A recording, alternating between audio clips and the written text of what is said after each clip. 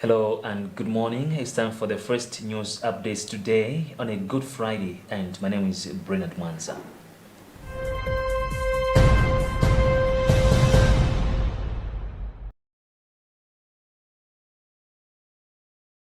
Pope Francis watched the feet of 12 young men and women, inmates at a juvenile prison in Rome during a Mass of the Lord's Supper yesterday.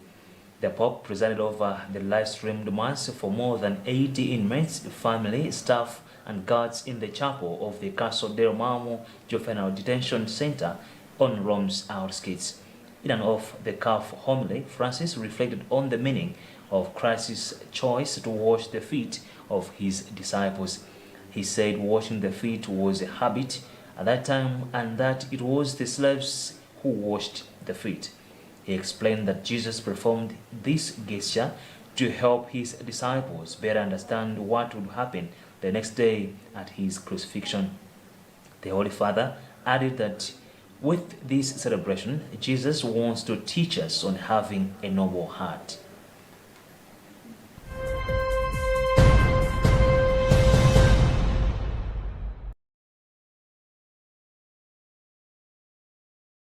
And today, Christians across the world are observing the Good Friday, the day on which they commemorate the crucifixion of Jesus Christ and his death at Calvary. For Christians, Good Friday is an important day of the year because it celebrates what they believe it to be the most momentous weekend in the history of the world. Ever since Jesus died and was raised, Christians have proclaimed the cross and the resurrection of Jesus to be the decisive turning point for all creation.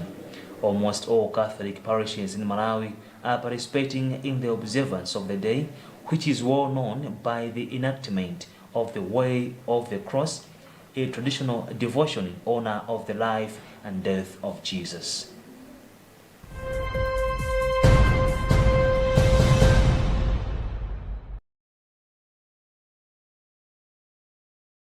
The electricity generation company Ichenko has used 10 billion kwacha to bring back online 2 or 4 machines that were damaged by Tropical Storm Anna at Kabijila hydropower station in January last year.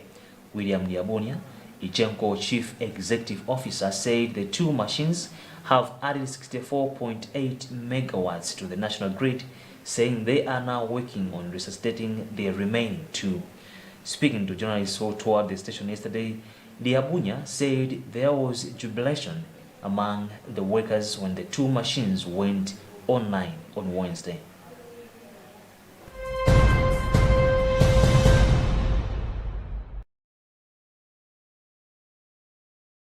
Five people suspected to be suffering from a communicable infection of public concern have been isolated at Mzuzu Central Hospital. An internal memo signed by Mzuzu Central Hospital Director Teddy Bandawe says 2 are being treated as typhoid fever cases and the other 3 are being treated for adult measles. According to the memo, the first 2 presented with bleeding, which has since stopped. Meanwhile, it is reported that a team from the Public Health Institute of Malawi is on the ground working with Mzimba North District Health Office.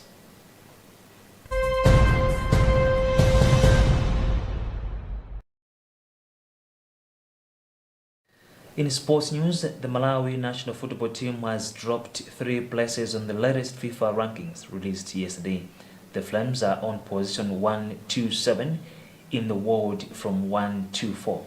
This follows back-to-back defeats to Egypt in the 2024 Africa Cup of Nations AFCON qualifiers last month.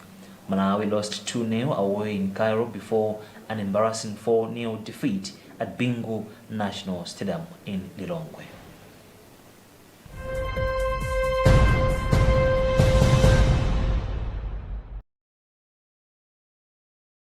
And finally, in other news, the authorities in Ghana say 1,000 soldiers and police officers are being deployed to a northeastern border town of after gunmen killed an immigration officer and left 2 others in hospital.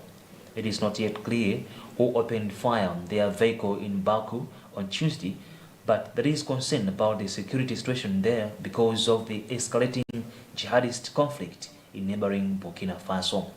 There are fears that Islamist militants causing havoc across the Sahel region could destabilize countries further south, including Ghana and Ivory Coast. Baku also has a long history of ethnic tensions with outbreaks of violence.